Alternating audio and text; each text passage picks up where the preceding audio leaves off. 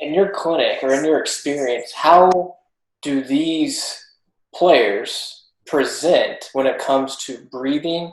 And then what are some of the, I don't want to say dysfunction, but what are some of what's the dysfunction that you see most commonly with rotational athletes? I don't ever see dysfunction Okay. unless there's a structural problem. That's the limitation. That is the only element that can be dysfunctional. The rest of the time, you have a system that is behaving within a context, and then you are seeing the result of that. And so again, that goes right back to the determination. We start with structure, and again, you're going to see any number of compensatory strategies to achieve the desired result. But again, your system isn't designed to be a baseball pitcher or a quarterback or a tennis player or whatever, right? It's designed to do what we do as humans. And so based on your physical structure, if I put you in a specific context and I say, now you're going to be a quarterback, okay, what does a quarterback have to do, right? So let's make a comparison.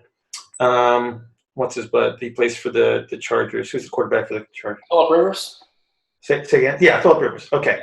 Does he throw like anybody else? He has the most awkward looking delivery, Mm-hmm. and then you compare him with Rodgers in Green Bay, Mm-hmm. right?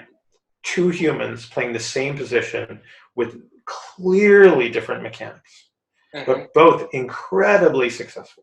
So which one is right? I would say both. Exactly. And Yeah. so how can I ever say that somebody is dysfunctional, Mm-hmm. right?